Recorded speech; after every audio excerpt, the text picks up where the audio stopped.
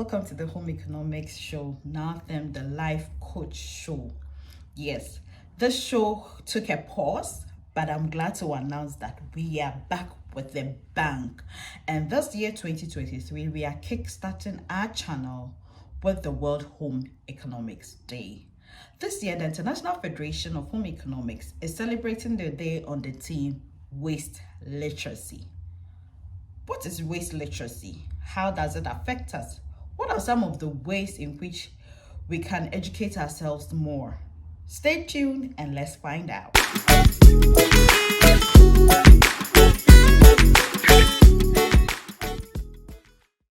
Welcome back, viewers. So waste literacy is the process whereby you and I get information on how to reduce waste, how to recycle, and how to manage waste in our environment. So let's kick this off. Now, the types of waste. We can't talk about waste without really looking at the types of waste. As individuals and families, I know this is not new to you, but for others, this could be new. We have solid waste, liquid waste, gas, organic waste, and hazardous waste. Solid waste are all the types of waste that come in types like plastic, papers, glass, ceramics. All these fall under solid waste because they are solid in form. Now, when we talk of paper, we should know that paper is recyclable. So we can recycle paper. How are we going about that? And for the record, when we are talking about paper in this instance, we're not just talking about that A4 sheet or that sheet of paper in your notebook. We refer to the paper boxes, the card boxes, the carton boxes, however that you may call it. All these fall under the category of paper, and this waste is produced both at home by you and I, and by factories and organizations and institutions. And that brings me to something that irks me most times, like to see organizations and institutions using a lot of paper in the dissemination of information, whereby the same institutions have a lot of corporate email addresses for workers so that information can easily be shared electronically.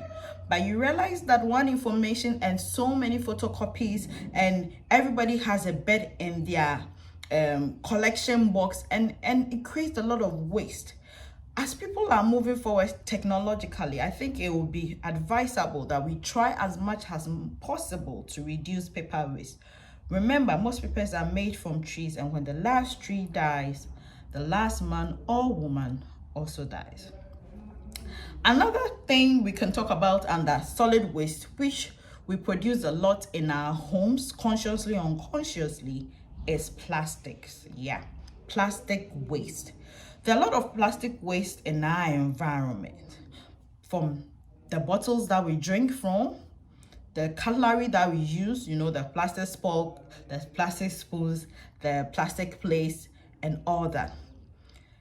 Usually after using them, and these are most often one use, you can, and I admit, be able to reuse it.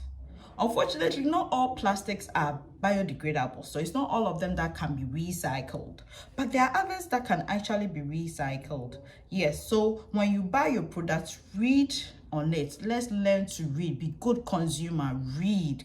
I think we will have another episode whereby we'll talk about who a good consumer is, but let's focus on the waste.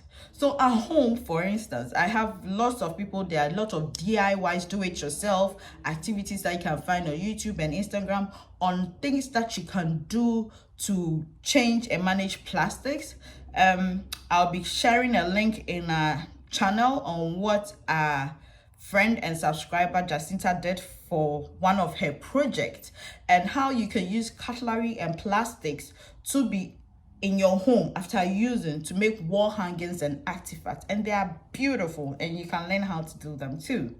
In terms of glass, it's the same thing. After using the bottle, you can turn into a flower vase, and it's beautiful. Some glasses can also be recycled. In terms of liquid waste from washing of fruits and vegetables, waste from when we take our showers, septic waste, all these goes into liquid waste from factories. Some factories produce a lot of liquid waste from washing of fruits, vegetables, etc. And sometimes the way that we dispose them of cause a lot of harm in our environment.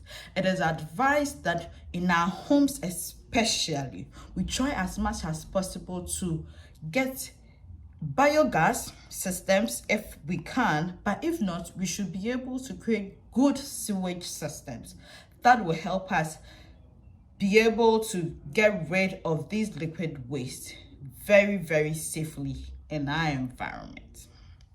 Now, organic waste. This is my favorite.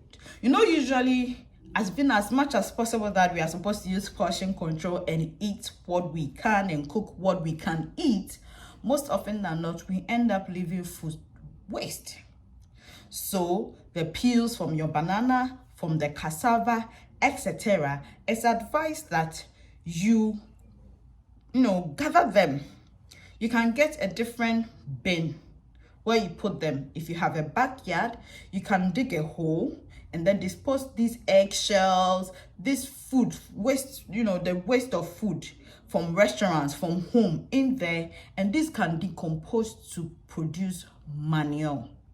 Remember to create a hedge around it for safekeeping, as sometimes some of these products, as they decompose, produces harmful gases. So you need to be sure on how you go about creating your manure. You can always check in with the agric extension officer in your area and in your hood, in your district, and I'm sure they'll help you to create a nice decomposing site.